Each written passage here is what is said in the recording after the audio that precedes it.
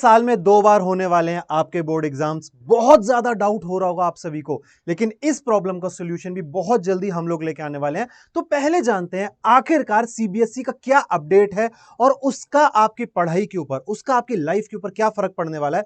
तो आप सभी क्लास 10th और 12th के बच्चों के लिए यह अपडेट रहने वाला है। तो आप सभी का इस अमेजिंग से प्लेटफॉर्म पे मैं आयुष सिसोदिया आपका मैथ्स मेंटर बहुत स्वागत करता हूं। तो देख सकते हैं यहां पे सीबीएसई की साइट है।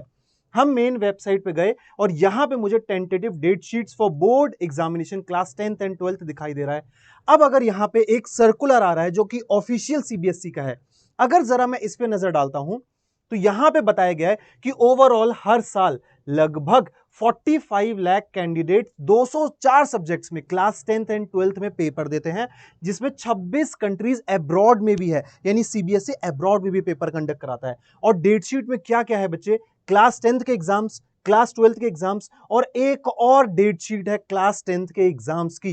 तो इसके बारे में जानते हैं सबसे पहली चीज कि आखिरकार ये कब से कब तक है। तो यहां पे अगर मैं डेट शीट की तरफ बढ़ता हूं, क्लास 10th के बच्चों के लिए रहने वाला है एक बहुत बड़ा अपडेट, क्योंकि वो 2 बार होने वाला है। तो सबसे पहला मैं देखूंगा क्लास 10th के लिए, और 12th के लिए भी डेट शीट में अभी बहुत जल्द बताने वाला हूं। तो क्लास 10th का पेपर जो है 17 फेब को मैथ से स्टार्ट होने वाला है, जो कि आई गेस एक बड़ा चेंज है। ये टेंटेटिव डेट शीट है, ओरिजिनल डेट शीट भी इसी से मिलती जुलती होगी, जो कि पहले इंग्लिश से स्टार्ट हुआ करता था, मैथ्स लास्ट में हुआ करता था।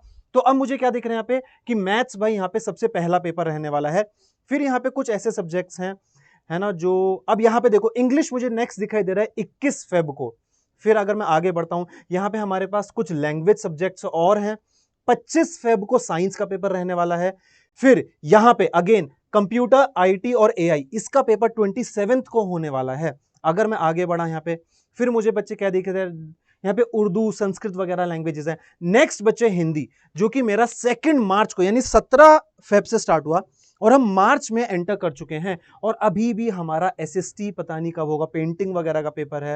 यहाँ पे और कुछ लैंग्वेजेस हैं और एसएसटी मेरे पास आ चुका है 7 मार्च को। तो अगर मैं डेट शीट एक बार देखता हूं तो ये मेरी कुछ डेट शीट रहने वाली है, जहां पे मैंने कुछ इंपॉर्टेंट सब्जेक्ट्स लिख दिए हैं। 17 फेब मार्च, फिर यहाँ पे 21 फेब 17 फेब सॉरी मैथ्स, फिर 21 फेब इंग्लिश, फिर 25 Feb science, 27 Feb computer, IT, AI, 2 March Hindi, 7 March SST. आप लोग इसका स्क्रीनशॉट ले सकते हैं।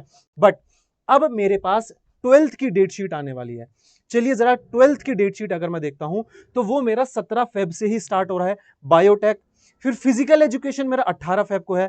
फिर यहाँ पे इंजीनियरिंग ग्राफिक्स दिख रहा है। मैं कुछ कुछ सब्जेक्ट्स बोलता जा रहा हूं, आप लोग अपने सब्जेक्ट्स देख सकते हैं और इस पूरी पीडीएफ का लिंक मैं डिस्क्रिप्शन में भी दे दूंगा। फिर फिजिक्स का पेपर है मेरा 20 फेब को, बिजनेस स्टडीज का 21 को है, साइकोलॉजी है ना ये मेरा 23 को है, फैशन स्टडीज हो गया, ऑटोमोटिव हो गया, फिर ज्योग्राफी का 26 को है, पेंटिंग का मेरा 27 को है, फिर अगेन केमिस्ट्री का 28 को है। फिर यहाँ पे लैंग्वेज कुछ है, संस्कृत, उर्दू, ये 2 मार्च को है। लीगल स्टडीज मेरा 3 को पेपर है। मास मीडिया है। फिर यहाँ पे मेरे पास हिंदुस्तान म्यूजिक वगैरह, क्योंकि बहुत सारे सब्जेक्ट्स होते हैं। योगा का पेपर है, मैथ्स का पेपर अगेन 9 मार्च को मुझे दिखाई दे रहा है। इस तरीके से इंग्लिश का पेपर मेरा 12 को है। तो यहाँ पे मेरे को बहुत सारे सब्जेक्ट्स दिखाई दे रहे हैं। अगेन ये लैंग्वेजेस हैं यहाँ पे। तो अगर मैं यहाँ पे 12th के बोर्ड्स के कुछ इंपॉर्टेंट सब्जेक्ट्स की बात करता हूँ, या फिर मैं साइंस के चलिए आपको दिखा देता हूँ, तो मेरे पास ये रहने वाला है यहाँ पर कुछ इस तरीके से। 18 फेब को, फिर 20 फेब को, यहाँ पे मैंने कुछ साइंस के सब्जेक्ट्स लिख दिए हैं। बाकी सभी सब्जेक्ट्स के बच्चे और नीचे डेट शीट देख सकते हैं।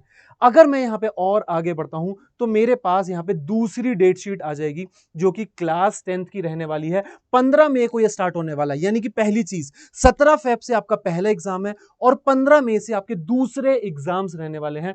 15 में मैथ्स, 16 को कंपार्टमेंट, 18 को कंपार्टमेंट, 19 को मेरा साइंस रहने वाला है, 20 को कंपार्टमेंट, 21 को कंपार्टमेंट, 22 को सोशल स्टडीज, फिर 23 को कंपार्टमेंट, 25 को कंपार्टमेंट, 26 को यहाँ पे लैंग्वेज, 28 को अगेन मेरे को यहाँ पे एक लैंग्वेज सब्जेक्ट दिखाई दे रहा है, और यहाँ पे फिर 1 जून को अगेन कंपार्टमेंट। तो अगर मैं ये वाली चेंज डेट शीट देखता हूं, जो कि आपकी रहने वाली है मई में, 15 में मैथ्स, 19 में साइंस, 22 में एसएसटी, और 26 और 30 को मेरा यहाँ पे लैंग्वेज रहने वाला है।